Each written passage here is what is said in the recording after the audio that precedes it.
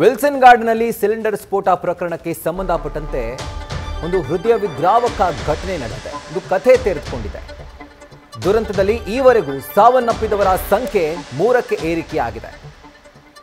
ಆ ಹೃದಯ ವಿದ್ರಾವಕ ಘಟನೆ ಏನು ಅಂತಂದ್ರೆ, ಮಗಳು ಉಸಿರು ನಿಲ್ಲಿಸಿದಂತಹ ನಿಮಿಷದಲ್ಲೇ ತಾಯಿ ಕೂಡ ಸಾವನ್ನಪ್ಪಿದ್ದಾರೆ.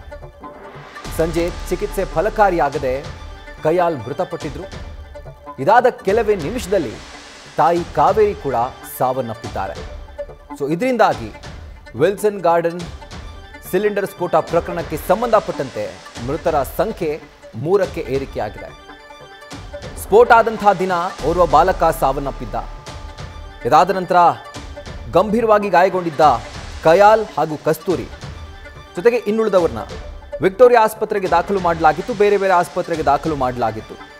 ಆದರೆ ಇವತ್ತು ವಿಕ್ಟೋರಿಯಾ ಆಸ್ಪತ್ರೆಯಲ್ಲಿ ಚಿಕಿತ್ಸೆ ಫಲಕಾರಿಯಾಗದೆ ಕಯಾಲ್ ಮೃತಪಟ್ಟರೆ ಇದಾದ ಕೆಲವೇ ನಿಮಿಷದಲ್ಲಿಯೇ ಅವರ ತಾಯಿ ಕಸ್ತೂರಿ ಕೂಡ ಸಾವನ್ನಪ್ಪಿದ್ದಾರೆ. ಒಂದು ಭೀಕರ ಸ್ಫೋಟ ಸಂಭವಿಸಿ ಅನೇಕ ಜನ ಈ ಒಂದು ಸ್ಫೋಟದಲ್ಲಿ ಗಾಯಗೊಂಡಿದ್ರು. ಸೊ ಆ ಒಂದು ಸ್ಫೋಟದಲ್ಲಿ ತೀವ್ರವಾಗಿ ಗಾಯಗೊಂಡಿದ್ದಂಥ ಕಯಾಲ್ ಹಾಗೂ ಕಸ್ತೂರಿ ಇವರನ್ನು ಕೂಡ ಆಸ್ಪತ್ರೆಗೆ ದಾಖಲು ಮಾಡಲಾಗಿತ್ತು. ಆದರೆ ಇವತ್ತು ಮಗಳು ಸಾವನ್ನಪ್ಪಿದ ಕೆಲವೇ ನಿಮಿಷಗಳಲ್ಲಿ ತಾಯಿ ಕೂಡ ಸಾವನ್ನಪ್ಪಿದ್ದಾರೆ. ದೃಶ್ಯಗಳಲ್ಲಿ ಗಮನಿಸ್ತಾ ಇದ್ದೀರಿ ಸಿಲಿಂಡರ್ ಸ್ಫೋಟದ ತೀವ್ರತೆ ಯಾವ ರೀತಿ ಇತ್ತು ಅಂತ. ಸೊ ಈ ಒಂದು ತೀವ್ರತೆಗೆ ಅಕ್ಕಪಕ್ಕದ ಬಿಲ್ಡಿಂಗ್ಗಳೆಲ್ಲವೂ ಕೂಡ ಶೀಟ್ ಮನೆ ಆಗಿದ್ದರಿಂದ ಛಿದ್ರವಾಗಿತ್ತು. ಒಂದು ಮನೆಯಲ್ಲಿ ಸಿಲಿಂಡರ್ ಸ್ಫೋಟ ಸಂಭವಿಸಿತು, ಆದರೆ ಅದರ ಎಫೆಕ್ಟ್ ಇಡೀ ಬಿಲ್ಡಿಂಗ್ನಲ್ಲಾಗಿದೆ. ಜೊತೆಗೆ ಅಕ್ಕಪಕ್ಕದ ಬಿಲ್ಡಿಂಗ್ನ ಮೇಲ್ಛಾವಣಿಗಳು ಹಾರಿ ಹೋಗಿದ್ವು. ಅಂಥ ತೀವ್ರತೆಯಲ್ಲಿ ಸ್ಫೋಟ ಆಗಿತ್ತು. ಅನೇಕ ಜನ ಗಾಯಗೊಂಡಿದ್ರು, ಗಂಭೀರವಾಗಿ ಗಾಯಗೊಂಡಿದ್ರು. ಅವರೆಲ್ಲರನ್ನೂ ಕೂಡ ವಿವಿಧ ಆಸ್ಪತ್ರೆಗಳಿಗೆ ದಾಖಲು ಮಾಡಲಾಗಿತ್ತು. ಆದರೆ ಇವತ್ತು ವಿಕ್ಟೋರಿಯಾ ಆಸ್ಪತ್ರೆಯಲ್ಲಿ ದಾಖಲಾಗಿದ್ದಂಥ ಕಯಾಲ್ ಹಾಗೂ ಅವರ ತಾಯಿ ಕಾವೇರಿ ಚಿಕಿತ್ಸೆ ಫಲಕಾರಿಯಾಗದೆ ಇವತ್ತು ಸಾವನ್ನಪ್ಪಿದ್ದಾರೆ. ಇಂಥ ಹೃದಯ ವಿದ್ರಾವಕ ಘಟನೆ ನೋಡಿ ಇದು. ಅಂದರೆ ಮಗಳು ಸಾವನ್ನಪ್ಪಿದಂಥ ಕೆಲವೇ ನಿಮಿಷಗಳಲ್ಲಿ ತಾಯಿ ಕಾವೇರಿ ಕೂಡ ಸಾವನ್ನಪ್ಪಿದ್ದಾರೆ. ಸೊ ಹೀಗಾಗಿ ಒಟ್ಟಾರೆಯಾಗಿ ಒಂದು ಸಿಲಿಂಡರ್ ಸ್ಫೋಟ ಪ್ರಕರಣಕ್ಕೆ ಸಂಬಂಧಪಟ್ಟಂತೆ ಮೃತರ ಸಂಖ್ಯೆ 3ಕ್ಕೆ ಏರಿಕೆಯಾಗಿದೆ.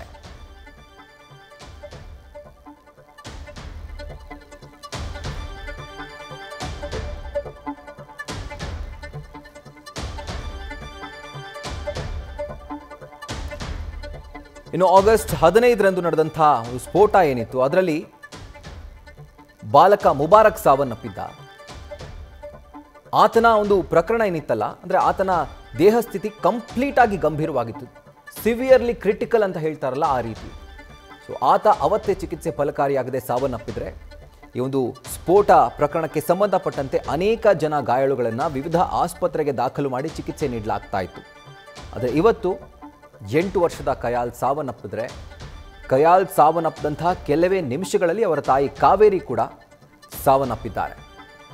ಡೀಟೇಲ್ಸ್ ಅನ್ನು ಕೊಡ್ತಾರೆ ನಮ್ಮ ಪ್ರತಿನಿಧಿ ಸತ್ತಾರ್. ಇವರಿಗೆ ಎಷ್ಟು % ಬರ್ನ್ ಆಗಿತ್ತು, ಅದರ ಜೊತೆಗೆ ಆ ಸ್ಫೋಟ ಆದಂತಹ ಬಿಲ್ಡಿಂಗ್ನಲ್ಲಿ ಇದ್ದವರ ಇವರು ಅಥವಾ ಅಕ್ಕಪಕ್ಕದ ಮನೆಯವರ ಸತ್ತಾರ್? ರಾಹುಲ್, ಕಾವೇರಿಯವರ ಈ ಸ್ಫೋಟದ ಸಂದರ್ಭದಲ್ಲಿ ಅದೇ ಮನೆಯಲ್ಲಿದ್ರು. ಆ ಒಂದು ಸಂದರ್ಭದಲ್ಲಿ ಅವರು ಗಂಭೀರವಾಗಿ ಗಾಯಗೊಂಡಿರ್ತಾರೆ. ಯಾಕಂದ್ರೆ ಆ ಸ್ಫೋಟದ ತೀವ್ರತೆಗೆ ಆ ಮಗುವಿನ ತಲೆ ಭಾಗಕ್ಕೆ ಗಂಭೀರವಾಗಿ ಗಾಯಗೊಂಡಿರುತ್ತೆ. ಜೊತೆಗೆ ಕಾವೇರಿಯವರ ತಲೆ ಹಾಗೂ ಬೆನ್ನಿನ ಭಾಗಕ್ಕೆ ಕೂಡ ಸುಟ್ಟ ಗಾಯ ಆಗಿರುತ್ತೆ. ಈ ಒಂದು ಸಂದರ್ಭದಲ್ಲಿ ಅವರನ್ನು ವಿಕ್ಟೋರಿಯಾ ಆಸ್ಪತ್ರೆ ಬರ್ನಿಂಗ್ ಸೆಂಟರ್ ಅಲ್ಲಿ ಅವ್ರಿಗೆ ಟ್ರೀಟ್ಮೆಂಟ್ ನಡೀತಾ ಇರುತ್ತೆ. ಬಟ್ ದುರಾದೃಷ್ಟವಶಾತ್ ಇವತ್ತು ಅವರು ಚಿಕಿತ್ಸೆ ಫಲಕಾರಿಯಾಗದೆ ಮೃತಪಟ್ಟಿರುವಂತದ್ದು. ಮತ್ತೊಂದು ವಿಚಾರ ಏನಂದ್ರೆ, ಮೊದಲಿಗೆ 8 ವರ್ಷದ ಪುತ್ರಿ ಮೃತಪಡ್ತಾರೆ. ತದನಂತರದಲ್ಲಿ ಈ ಒಂದು ವಿಚಾರವನ್ನು ಅವರ ತಾಯಿಗೆ ಹೇಗೆ ಹೇಳೋದು, ಅಂದ್ರೆ ಈ ವಿಚಾರವನ್ನ, ತನ್ನ ಪುತ್ರಿಯ ಸಾವಿನ ವಿಚಾರವನ್ನ ತಾಯಿಯ ಗಮನಕ್ಕೆ ಯಾವ ರೀತಿ ತರುವುದು ಅನ್ನೋ ಗೊಂದಲದಲ್ಲೇ ಇಡೀ ಕುಟುಂಬಸ್ಥರಿದ್ರು. ಬಟ್ ದುರಾದೃಷ್ಟವಶ ಇದಾದ ಕೆಲ ನಿಮಿಷದಲ್ಲೇ ತಾಯಿ ಕೂಡ ಉಸಿರಿಸಲಿರುವಂತದ್ದು.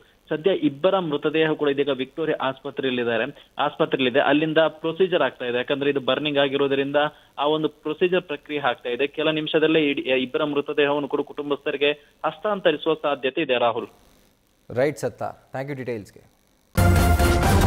ನ್ಯೂಸ್ ಫಸ್ಟ್, ನಿರ್ಭೀತಿಯಿಂದ ನಿಮ್ಮ ಪರವಾಗಿ.